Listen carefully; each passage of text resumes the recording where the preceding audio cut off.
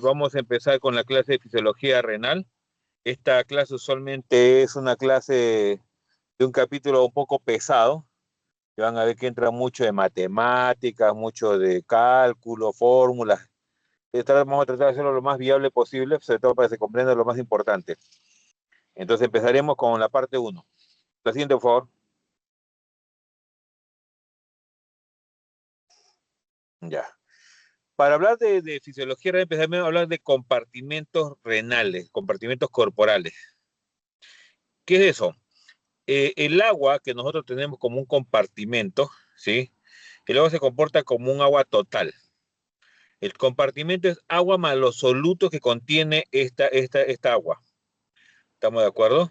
Si eso es cierto, entonces el compartimento se separa por los epitelios, la piel. La piel es lo que hace el límite y el intercambio. O sea, yo cambio de una célula a otra a través de la piel, ¿sí? Por ejemplo, y una pregunta de clásica de examen. Si yo trago una comida, como un niñito se toma una moneda, no se come una moneda, la clásica consulta de emergencia, y se pasa una moneda por la boca, ¿está dentro de mi cuerpo? En realidad sí, afuera. Observen el cuadro que está ahí a la derecha. Miren alimento, agua, dice, miren el intestino. Si se dan cuenta, el intestino siempre está afuera, porque entra y sale. Si un niño se traga una moneda 10 céntimos chiquitita, pasa y al final lo deseca. Pregunta, ¿en un momento estuvo dentro del cuerpo? No, tiene que haber pasado el epitelio para considerarlo dentro del cuerpo. Si no pasa el epitelio, seguimos diciendo que está afuera. ¿Estamos de acuerdo? Entonces cuidado, porque una pregunta clásica es, si un niño que pasa una moneda, ¿no? Diga en qué compartimento está, ninguno, ¿no? Siempre está afuera. Diferente a que observen los otros, por ejemplo, que pase, cuando algo pasó, mi epitelio ya lo considero dentro. Por ejemplo, dice orina afuera. Miren acá, en la izquierda dice orina riñones. Una vez que el riñón forma la orina, miren cómo va a los túbulos, vejiga y sale afuera. O sea, prácticamente la orina ya se encuentra afuera. La siguiente, vamos a ver más ejemplos.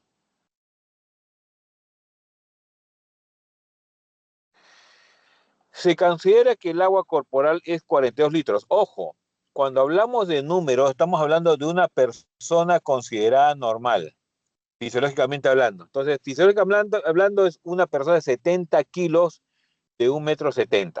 Eso se considera normal. Entonces, este señor, 1,70 m tiene 42 litros de agua. De eso, el 28 litros son intracelular, que es el 40% de peso corporal, y 14 litros extracelular, que es el 20% de peso corporal. Y el extracelular, o sea, lo que está fuera de la célula, se considera tanto intravascular como intersticial. Intravascular si está en la base sanguínea, intersticial si está entre la célula y vaso. Ese espacio entre la célula y vaso se llama espacio intersticial. La siguiente. La siguiente. Este cuadro es interesante e importante porque...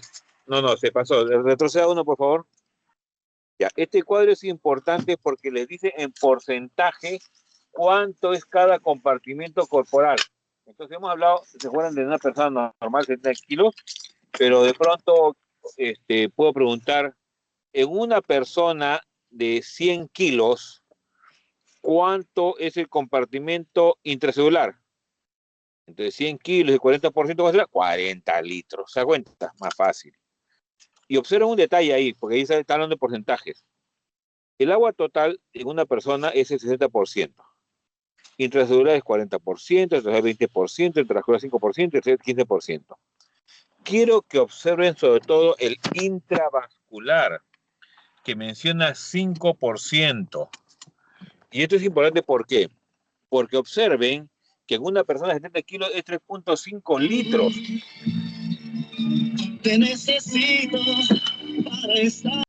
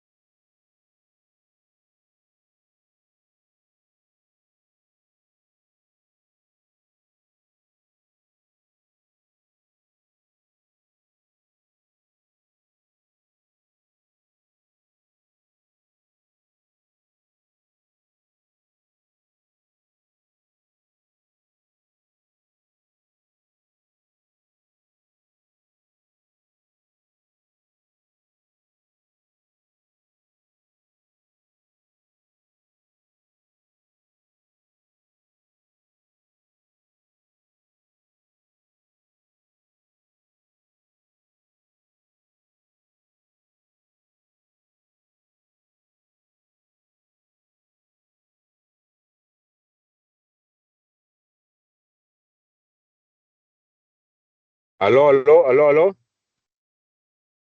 ¿Me escuchan? Aló, aló. Se escucha, profe. Doctor, sí se le escucha. ¿Sí? ¿Aló? Sí se le escucha. Sí se escucha, doctor. ¿Aló? Sí se le No escucha, se doctor. escucha. ¿Me escuchan a mí? Sí, doctor, sí Sí, le sí se escuchamos. escucha. Ay, excelente, sí, eso es lo que no pasaba. Entonces les decía de que es importante eso del agua con presión intravascular, pues se dan cuenta que el total del volumen es solamente 3.5 litros. Es así de medio de litro, ¿no? Pero es mucho. Observe que con ese poco, si le corto a ver alguien sangre, entonces es importante ese porcentaje, te digo. Ahora, en el total de agua, que todo lo que somos nosotros, la mayoría es agua. Por lo tanto, una persona se deshidrata, pierde líquido, también es importante en la fisiología en general de todo el compartimento, todo el ser humano. La siguiente, por favor.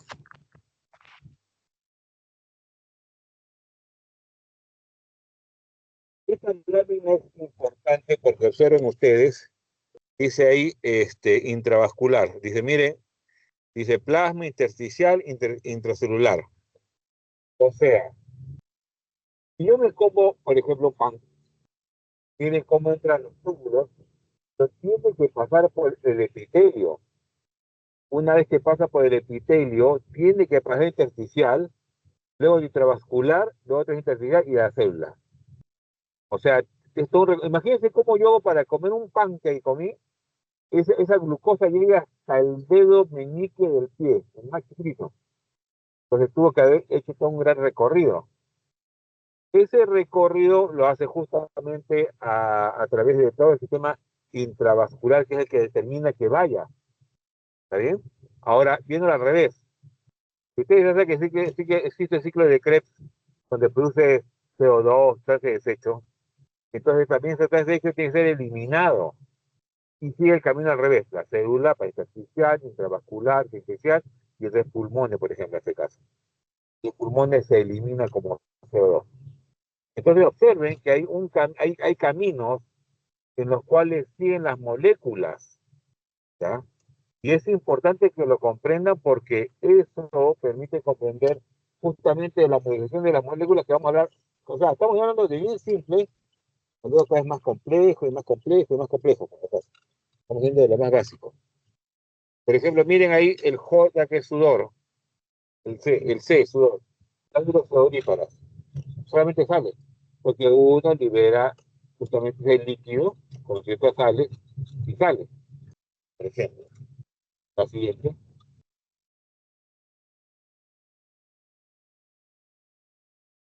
Hablando acerca de medio interno y homeostasis, aquí es una palabra, homeostasis. Entonces,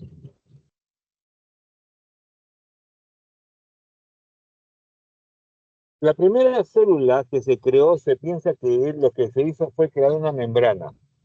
Y de esta manera se separó del resto. Estamos hablando de épocas antidiluvianas, científicas. Entonces se dice que la parte de nosotros que son los extracelulares, si una célula de pronto sale membrana, todo lo que fuera, queda fuera es lo extracelular, o sea, lo que sería el mar. En esa parte externa usualmente no hay cambios, pero hay una composición que se mantiene constante, permanente, hablando de la teoría usualmente. Entonces, una célula aislada no se adapta al exterior si sufre cambios extremos. Por lo tanto, el problema de una célula aislada es que hay todos estos problemas. Por lo tanto, hay unos pluricelulares que mantienen el medio interior y extracelular. O sea, el problema con una célula es bien difícil adaptarse. Entonces, lo que hicieron es que las células se especialicen. Y eso es lo que han hecho, se especializan las células. Las células bien semejantes a lo que se vive en el mar. Así.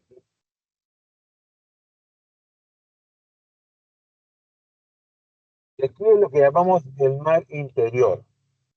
O sea, a ver, Se comprende una célula que está en el mar, ya bueno, está en el mar, en el mar, etcétera. Pero ¿cómo nosotros estamos en el mar? Estamos fuera. Entonces, en general, les digo para que entiendan, es como estar en una escafandra, donde cada uno lleva su mar interior. Y en ese mar hace todas las acciones celulares, todos los movimientos moleculares, para que superviva esa persona. Entonces, y esa escafandra, la parte exterior, y toda la parte rodeada por epitelio, que es lo que separa lo externo, extracelular, intracelular, y de una persona a otra persona. Ahora, si estamos hablando de medio interno, estamos hablando de moléculas, sales, agua. Y aquí hay un detalle. Tiene que mantener constante ese equilibrio. Porque si lo altera, es un gran problema. Entonces, lo que busca es ese equilibrio fuera y dentro para mantener contacto en lo interno. Esto se llama homeostasis. Homeostasis. Repetimos, homeostasis. Entonces, donde yo busco que todos los mecanismos para mantener todo en equilibrio. ¿Bien? Entonces, por eso dice, caminamos con nuestro mar y tratamos de mantener el equilibrio interno de la homeostasis.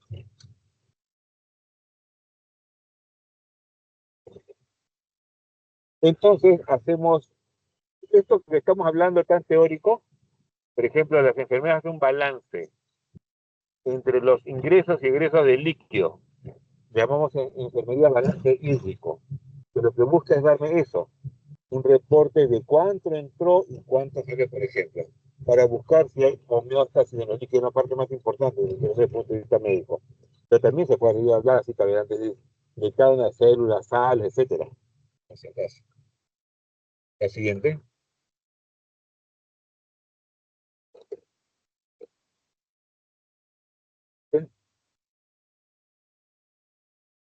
Entonces, se habla de una persona sana si mantiene ese balance y está en homeostasis.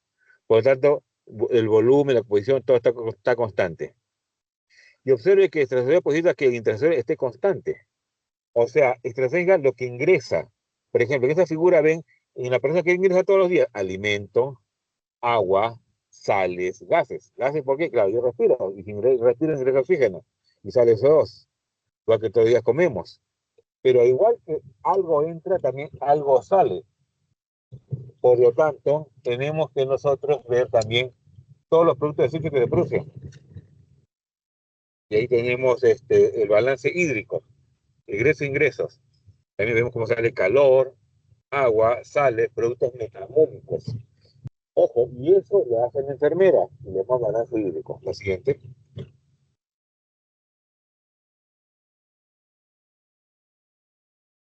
Esto es parecido a lo que le mencioné anteriormente como ejemplo, acerca de cómo una molécula puede llegar a cada una de nuestras células y todo el camino que tiene que recorrer. Por ejemplo, en este caso estamos viendo una glucosa. Una glucosa es un pan o una cucharada de azúcar, por ejemplo, ¿no? Entonces nosotros en esa cucharada de azúcar, miren, hay un flujo, hay un...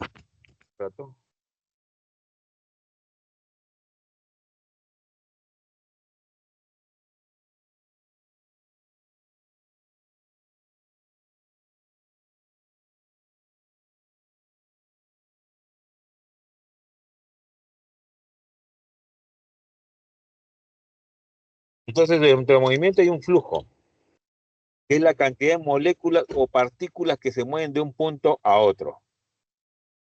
Por ejemplo, la glucosa absorbida y se mueve en sentido de la fuerza impulsora, o sea, de intestino a cada célula.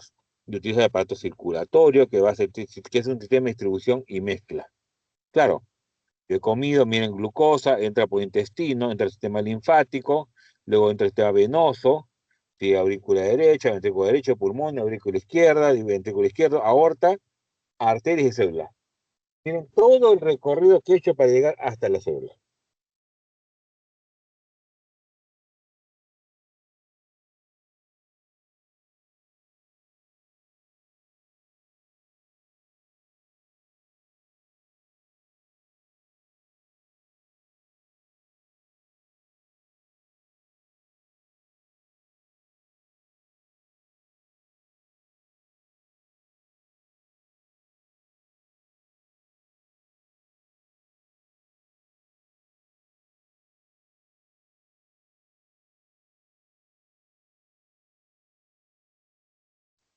Entonces, en ese recorrido, miren cómo va la sustancia hasta el célula. Siguiente, por favor.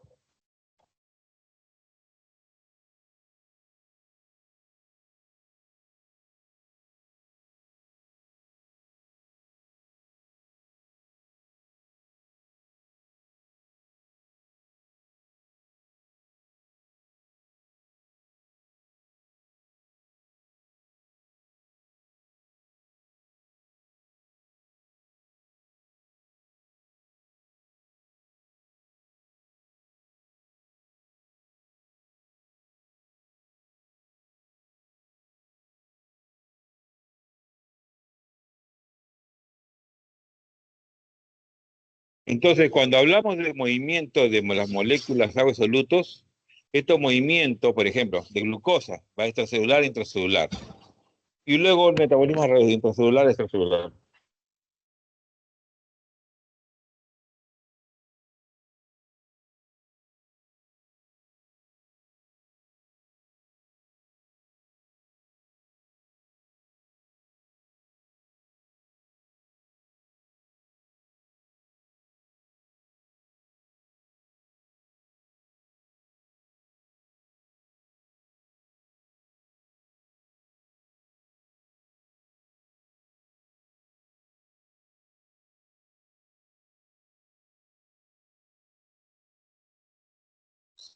Entonces, de señal tengo que se va a estudiar.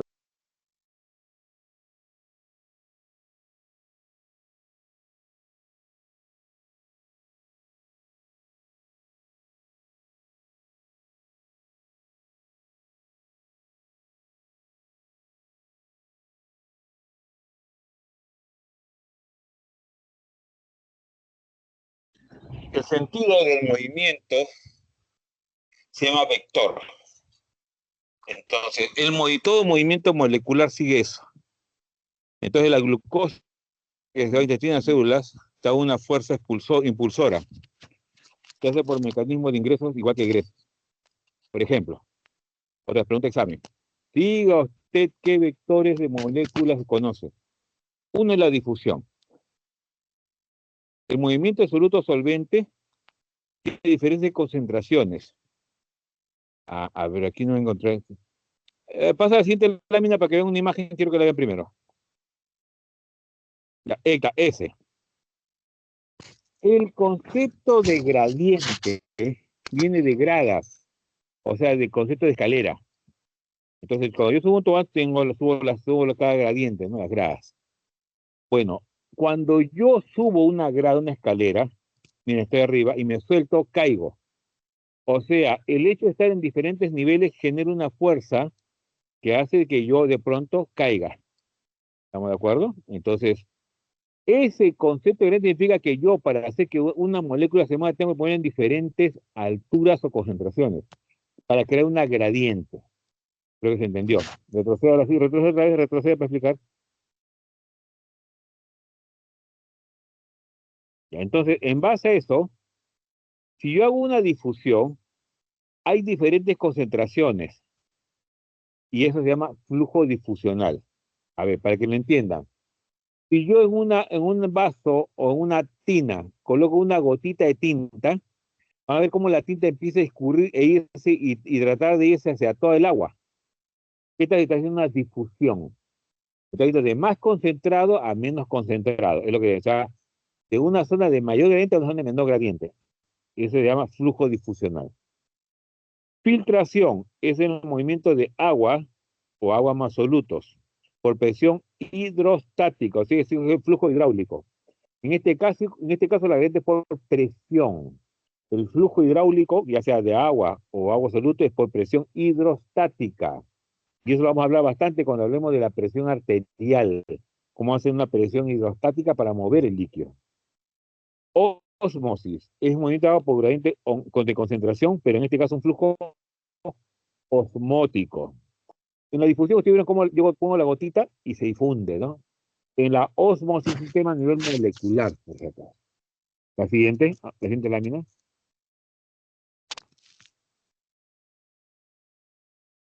Ya. Ahora, hay movimientos de iones por fuerzas eléctricas, o sea que en este caso es un gradiente eléctrico. También lo vamos a mencionar. O sea, hay el flujo. Acuérdense que polos iguales se repelen, polos diferentes se atraen. Así es. Pero en este caso los aniones se mueven hacia el polo positivo al ánodo y los cationes mueven al polo negativo cátodo. Por lo tanto, hay un flujo de gradiente eléctrico.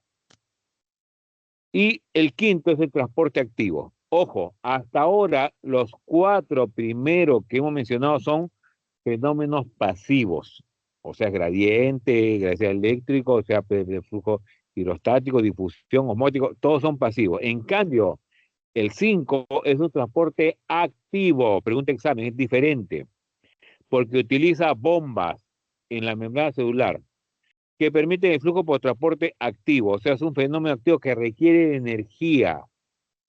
Entonces, mientras los otros cuatro de ellos son pasivos, no requieren energía, sean solo, como dice, igual, tuvo un tobogán medio suelto, ya, pues pasivo, no he hecho nada. En cambio, en el transporte activo, sí requiero bombas de energía que consuman energía para hacer todo el movimiento. La siguiente. Este para que recuerden anatomía, los riñones son retroperitoneales, miren cómo tiene el uréter que se va a la lleva orina desde el riñón hasta la vejiga.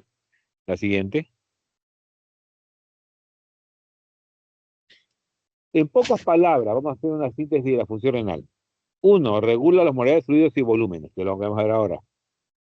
Regula el balance de los electrolitos, sodio, potasio, que no vamos a ver ahora. Regula el balance ácido-base, hidrogeniones, etc. Y lo vamos a ver también durante el curso. Elimina productos del metabolismo y sustancias extrañas. Durante muchos tiempos se pensó que esta era la única función renal, por si acaso. Con un filtro que libera lo sucio, nada más.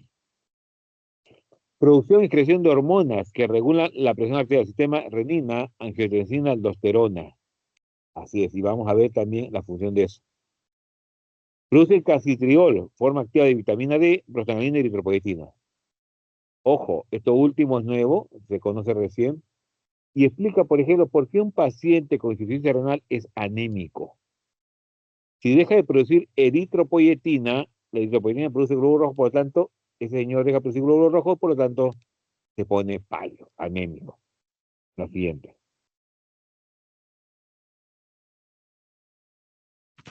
Hablando en función renal, hablaremos de los nefrones. Nefrón es todo lo que ven en la imagen, todo eso es un nefrón. ¿Sí? Se calcula que en los riñones hay 2 millones de nefrones. Y los nefrones tienen la gradiente córtico-medular, o sea, la corteza y la médula. La corteza es lo más superior, lo que está arriba, y la médula lo que está abajo. Entonces, la corteza se calcula que tiene 290 milismoles por kilo, mientras que la papila, o sea, la parte de abajo, tiene 1200 a 1400 milismoles. Observe que hay una diferencia, hay una gradiente concentración. Y ojo, que esa es la base de toda la fisiología. Vamos a ver por qué. La siguiente. Fisiología renal, estamos hablando. Siguiente. Este es un riñón, mire, un corte transversal, un corte longitudinal. Y mire, no, retroceda, por favor. Retroceda. Y ahí está, ¿qué es ahí, por favor? Miren la zona de la corteza. En la zona de corteza están los glomérulos. Al igual que tubo corteza tubo corteza proximal. Mientras que en las pirámides de Malpighi, ahí tenemos asa delgada de Henle, asa gruesa de Henle, túbulos colectores. Y miren cómo confluyen todos en las papilas, ¿ven? Ese chiquito, en los cálices menores. ¿Sí? Y estos cálices menores, miren cómo confluyen los cálices mayores. O sea, 3 a 4 cálices menores van a un cáliz mayor. 3 a 4 cálices mayores se juntan en la pelvis renal, para finalmente irse en el ureter. ¿Sí? Y observen que entre pirámide y pirámide tengo las columnas de Bertin, que tienen vasos y tejido conectivo. La siguiente. Entonces, observen lo que ya te decíamos. Aquí estamos viendo la osmolaridad. Miren el cuadro, como en la parte de la corteza la osmolaridad es baja y miren cómo va subiendo conforme llegamos a la parte de la médula. Entonces, la osmolaridad de la corteza, ya hemos dicho, está, pregunta examen. ¿De qué moléculas depende primordialmente la osmolaridad? De 2 moléculas, urea y sodio. Ahí está, urea y sodio. Urea y sodio, repito. Pregunta examen. Las moléculas de la cual depende más la molaridad a nivel renal es de la urea y el sodio. La siguiente.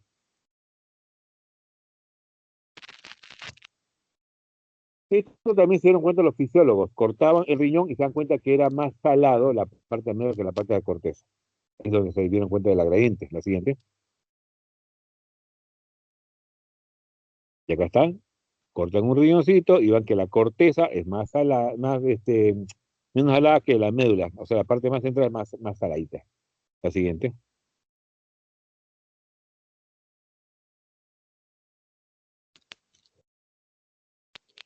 Hablaremos del flujo sanguíneo renal. La arteria y la vena se corresponden, por lo tanto, si hablo una, hablo de la otra. Esta es la arteria renal, rama de la arteria aorta, y miren cómo esta arteria renal se divide en las arterias interlobulares, superior e inferior. Estas arterias interlobulares, miren cómo se da una vuelta y forma las arterias arciforme. Arciforme o forma de arco, como si fuera un arco. Y de estas arterias arciformes, miren cómo salen las arterias interlobulares, ¿sí? Más chiquitas. Y de aquí sale cada uno para los glomérulos.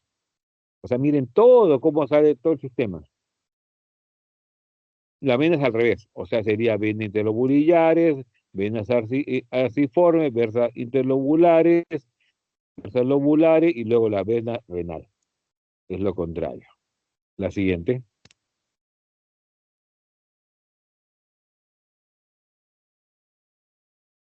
Acá está lo que decía, miren la corteza, sobre todo en la corteza terminan los glomérulos. Puede ser que usted cuando ven una ecografía renal ve que la corteza es negra. O sea, hipoecogénico, significa que hay bastante vascularidad. Ni de la zona central, no, ahí están los túbulos, por eso que ve más claro. La siguiente.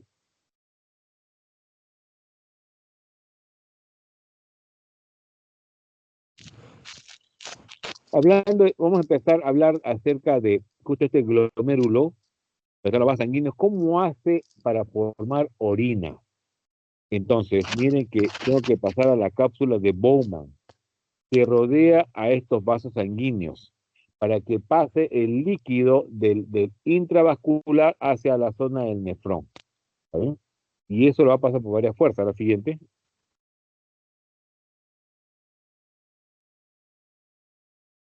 Observen aquí, está la cápsula de Bowman, ahí está los vasos sanguíneos. Y miren cómo el líquido que está en los vasos sanguíneos tiene que salir de los vasos sanguíneos para irse a la cápsula de Bowman para luego subirse del nefrón. Entonces, aquí tenemos varias fuerzas que están interviniendo. La fuerza PG, que dice PG ahí, es la presión glomerular, que es por los capilares, o sea, es la presión sanguínea. Si yo tengo una presión sanguínea buena, excelente, pero si la presión sanguínea es baja, no va a favorecer. ¿Ahí? Pero yo dentro de esa cápsula de Bowman ya tengo líquido, o sea, un líquido que se opone a que esa fuerza pase, que es la presión tubular, PT. La presión tubular es la fuerza que del líquido que no quiere. Acuérdense que por ley de inercia, dos cuerpos no quieren ocupar el mismo espacio, por lo tanto, no quiere moverse. Pero yo tengo que vencer y empujarlo. Y tercera fuerza, que es la presión osmótica. En los vasos sanguíneos tenemos proteínas que tienen carga negativa y estos jalan agua. Por lo tanto, esta jalada de agua es lo que hace de que también no salga agua. Por eso es que los niños cuando tienen, por ejemplo, marasmo o kwashiorkor, son gorditos, dicen, están hinchaditos, en verdad están enematizados porque el agua sale fácilmente. Bueno, suma todo esto finalmente la presión efectiva, que es la presión de filtración efectiva, que es lo que va a pasar finalmente hacia el nefrón. La siguiente.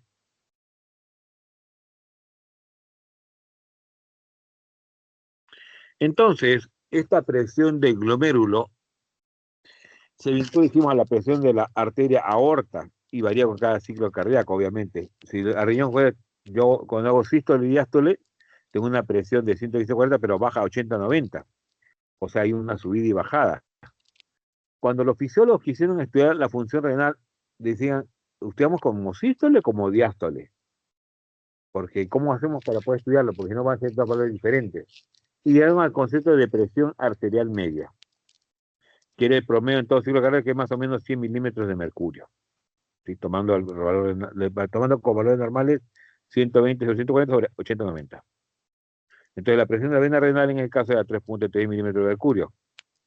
De la arteria renal, vena renal, hay una que hay presión de 100 a 4 milímetros de mercurio. Observen este detallito. O sea, cuando la sangre ingresa del corazón, estamos hablando de la media, es de 100 bajó a 4. ¿Y cómo pasó eso? Porque hay un problema de resistencia al flujo. Miren la siguiente para que lo entiendan. Siguiente, ya está. Es como si fuera un sistema eléctrico, que viene a más resistencia, más fuerza para evitar que fluya, por lo tanto, cae más rápido. La siguiente.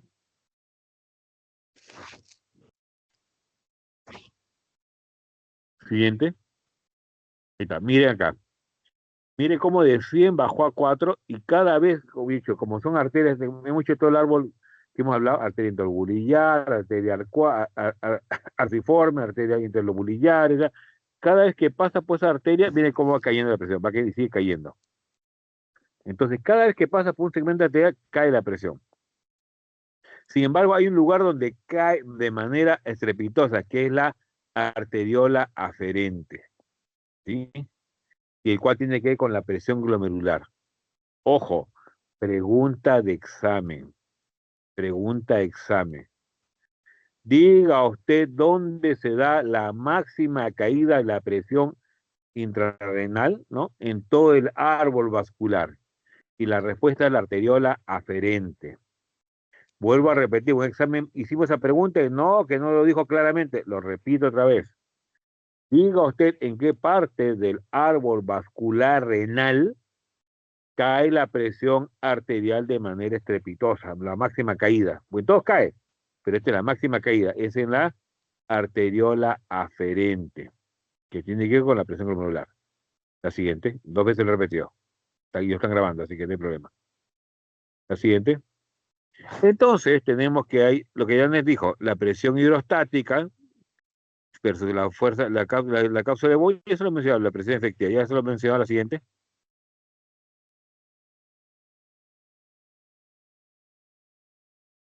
Entonces, eso que hemos mencionado, puedo también hablarlo como números, con fuerzas. Finalmente, la presión efectiva de filtración es lo que pasó finalmente, que es la sumatoria de la presión PG, la fuerza hidrostática, menos la presión osmótica, menos la presión que está ya en los túbulos. Y esa sumatoria que está saliendo en este caso 12 milímetros de mercurio. Yo en el examen puedo decir, si un paciente en el caso de Bowman tiene presión PG igual a 50, PE igual de pi a 12 y así, ¿cuánto es la presión efectiva? Que simplemente es una resta, nada más. Hoy día viene con pregunta de examen. Ahí está la formulita, y la delegada tiene todo esto del PowerPoint, así que después lo pueden copiar. La siguiente. Este cuadro es importante porque permite ver, miren, que la curva es una curva sigmoidea. O sea, también se dieron cuenta en fisiología que mientras un paciente tenga su presión media entre 80 y 180 milímetros de mercurios, ni la filtración glomerular ni el flujo plasmático renal se modifican. Doctor, no entiendo. O sea, esta persona puede saltar, correr, y la pregunta es, ¿la función renal, el flujo glomerular se modifica? No. Esta persona duerme, ¿no? Está estática. ¿Va a disminuir su flujo glomerular? Tampoco. O sea, hagan lo que hagan mientras estén en la presión normal, no se modifica. Ojo. O sea, esa línea para ver que ven FPR como una línea plana ya. En ese estado está entre 80 y 180. Mientras ustedes estén en ese rango, no se modifica. Hagan lo que hagan. Se duerman, caminen, se mantiene constante. Pero miren el detalle. Una vez que se van a la izquierda, o sea, bajó la presión por algún motivo. Es la clásica chica que se corta la vena y sangra. Por lo tanto, esta persona que ha sangrado, ha perdido mucha sangre y cayó la presión. Miren cómo la caída de función glomerular es espectacular, igual que la del flujo plasmático renal. O sea, en pocas palabras, una persona que abruptamente pierde sangre, lo que hace es una insuficiencia renal aguda por falla del mecanismo de filtración glomerular. ¿Te das cuenta? Pues es importante mantener la presión constante. La siguiente. Esto es lo que dije antes. La presión arterial depende de la presión arterial aorta. O sea, mayor presión arterial, preguntaba, mayor flujo, mentira, se mantiene constante, ya lo mencioné. ¿Sí? Se hizo un...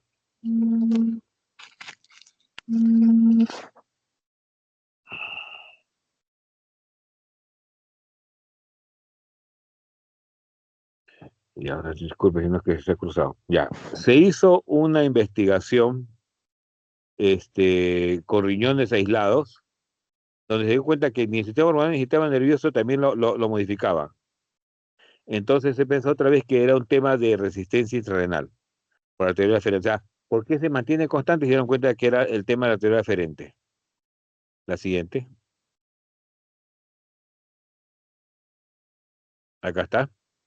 Miren, entre 80 y 180 se mantiene constante porque lo que aumenta es la presión, la resistencia. Entonces, y esto es lo que trata de mantener constante. Ese flujo sanguíneo se mantiene constante porque, les explico en pocas palabras cómo tiene que ser. Este es como cuando uno ríe un jardín. Si yo río un jardín, yo puedo ajustar el tubo de la manguera y sale más lejos, o lo puedo abrir y sale más corto. O sea, que modificando la luz uno regula este flujo. O sea, aumentando y disminuyendo la resistencia, yo regulo el flujo. Contra que mantenga una constante. La siguiente. Siguiente. Entonces, ¿y cómo se autorregula? Y aquí vienen las teorías. Ojo, son teorías. Uno está el reflejo miogénico. O sea, dice, cuando aumenta la presión arterial, se estira el músculo liso y por lo tanto la respuesta es que disminuye el radio. ¿Sí? O sea, es un tema de flujo miogénico, o sea, significa de músculos, que tiene que ver con el diámetro del músculo, conforme lo dilato o lo corto. Y eso se tiene que ver con la deformación en la rama ascendente del asa de Henle, que contacta con el húmero. O sea, van a ver que histología, si han llevado histología, hay lo que llaman la mácula densa, que está justo rodeando esta zona. Entonces son células ricas en renina y tiene acceso de angiotensinógeno y forma angiotensina, que es un vasoconstrictor. Entonces hay dilatado, entonces si dilata, libera renina, activa el sistema angiotensina y ajusta el vaso. ¿Te das cuenta? La siguiente. Siguiente. Ahora, si esto es cierto, entonces también otra vez hicieron cálculos acerca del flujo sanguíneo renal, ¿sí? Y decían, se calcula que el flujo sanguíneo renal más o menos 1 por minuto pasa por el riñón 1200 mililitros. Se calcula, más o menos, ¿cuánto? 1200, bastante, ¿no? Por minuto. El corazón expulsa más o menos 5 a 6 litros por minuto aproximadamente. Y el riñón se lleva de eso un cuarto del volumen, ¿sí? Ahora, no todos los 1200 mililitros por minuto se filtran. Sí por plasma, agua y sustancias salvo proteínas.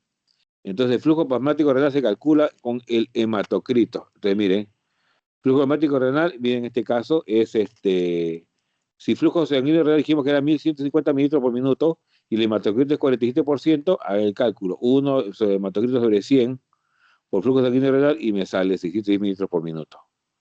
Es el flujo plasmático renal en una persona. O sea que está en base al hematocrito.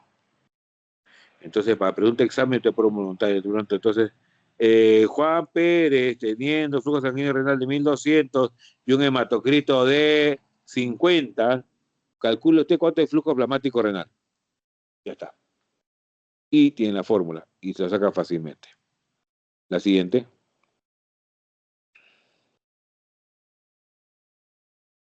Siguiente. Entonces, la fracción filtrada, o sea, cuánto le logró ingresar, es la relación entre el volumen plasmático que pasa por los glomérulos y el que sale, el se filtra. O sea, de lo que entró y lo que salió. O sea, quiero saber cuánto filtró, cuánto de líquido llegó a pasar al nefrón.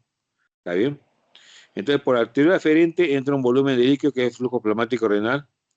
El 80% sigue por arteria eferente, o sea, lo que sale, hacia la vena renal y 20% se filtra.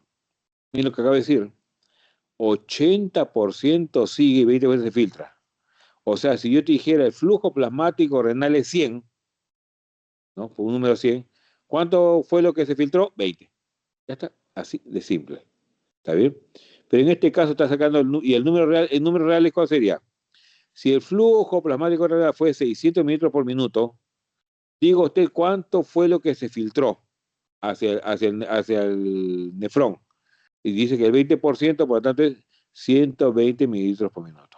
Ya está. Ese es el cálculo. La siguiente.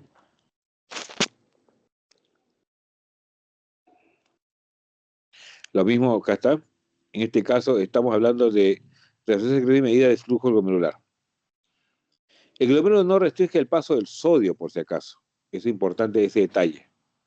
Entonces, si el flujo glomerular dijimos que era 120 mililitros por minuto, ¿se acuerdan que lo mencionamos anteriormente? Al túbulo proximal, o sea, lo que sí después de la cápsula de bomba es el túbulo proximal. Se ofrecen 120 mililitros de agua por minuto. Por lo tanto, en eso debe haber sodio que entra en esa constante. Y aquí hay un número que, ¿cómo se calcula? ¿Cuánto sodio puede pasar? O sea, en este caso, en esos 120 mililitros. Ahora, 0.12 está en unidad de litro, por si acaso, por minuto. 140 mil equivalentes por litro es lo normal. Entonces, si dentro de mi normalidad, en ese flujo de litro, calculo, multiplico, me sale que 16.8 mil equivalentes por minuto. O sea, es lo que yo estoy pasando en ese momento hacia el riñón. Es un cálculo matemático. Repito. Yo quiero saber cuánto sodio está pasando. Dijimos que lo menos no restringe el paso del sodio. Si dijimos que el flujo era 120 mililitros por minuto, ¿sí? Entonces, y yo sé que en sangre lo normal es 140 miliquiventes por litro, entonces lo multiplico y me sale cuánto de sodio hay en ese litro que pasa, en esos 120 mililitros que pasaron. Y es 16.8 mil equivalentes por minuto. La siguiente.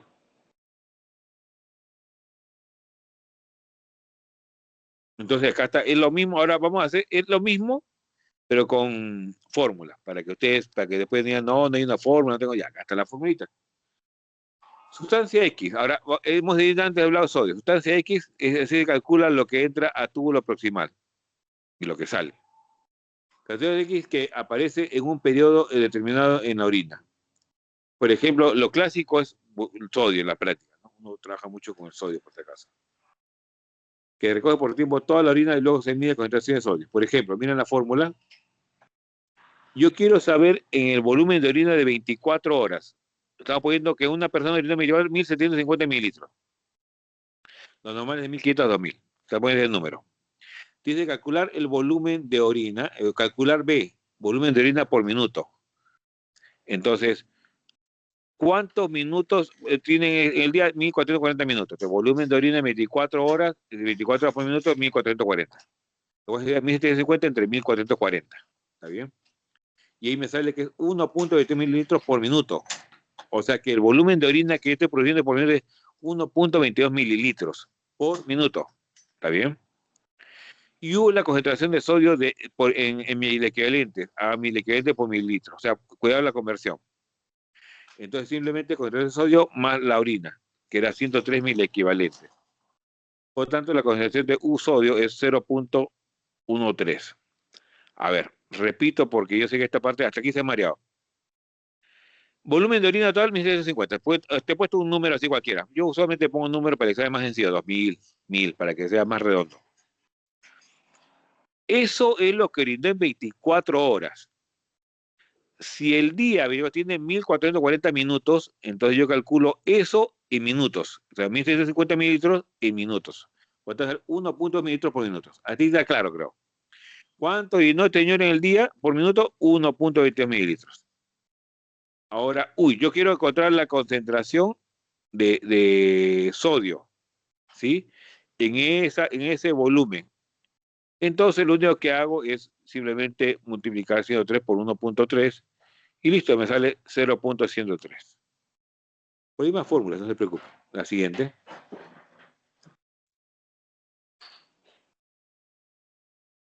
Ya. Este es todo el nefrón. Miren cómo ingresa, da la vuelta y sale. Antes la masa dijimos que era concentración por volumen. ¿Se acuerdan que hablábamos? Concentración por volumen. ¿Sí? Entonces, y aquí hay algo interesante, la siguiente.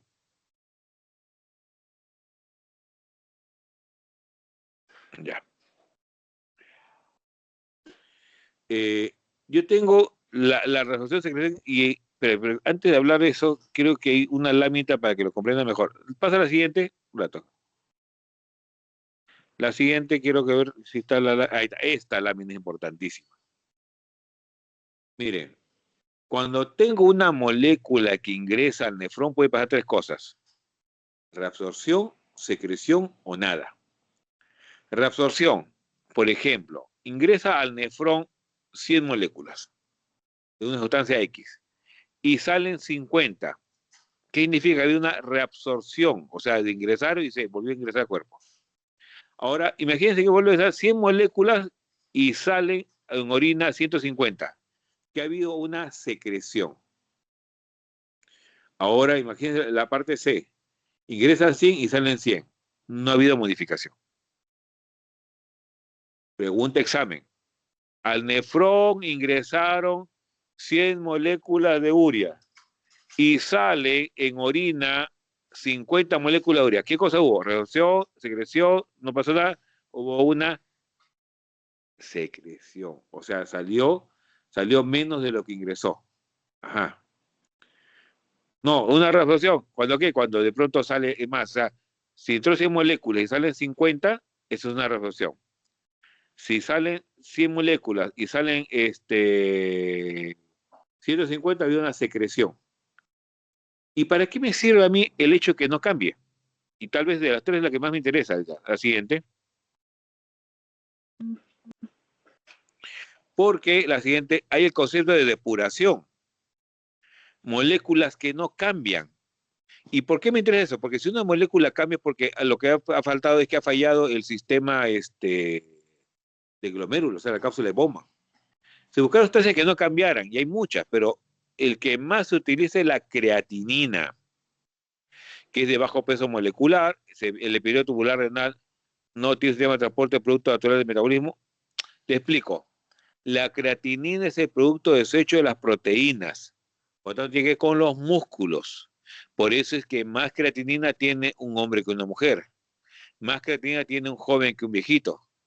¿Se da cuenta? ¿Por qué? Porque obviamente es una constante en ese momento en el paciente. Entonces se calcula que la creatinina en el plasma de 0.8 a 1 miligramos por 100 mililitros aproximadamente. La siguiente.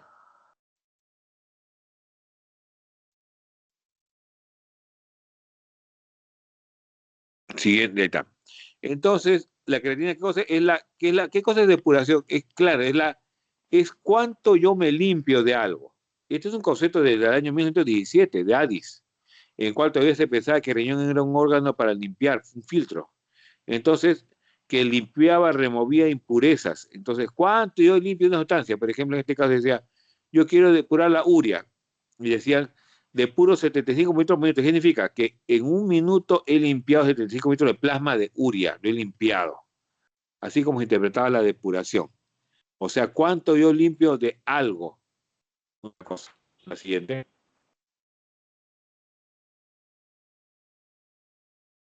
Siguiente. Entonces, en la depuración,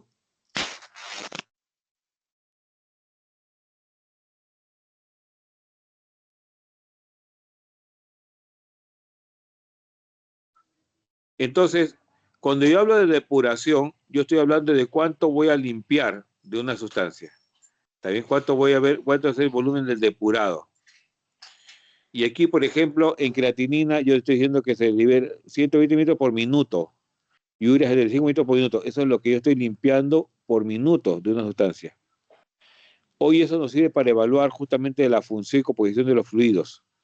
O sea, medir la depuración. Y es un concepto que usamos hasta ahora. La siguiente.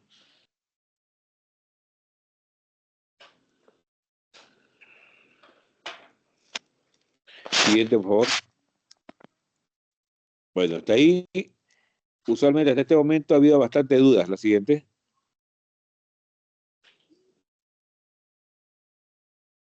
Siguiente.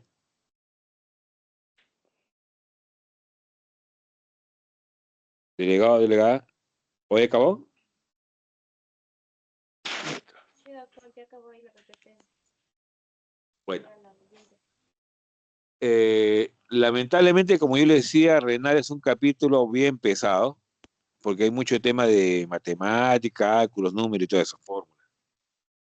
Vamos a ir avanzando de a pocos, y la siguiente igual se retoman muchos conceptos por si acaso. Entonces, ¿quieren ver General 2 ahorita o mejor para otro día? Te dirán.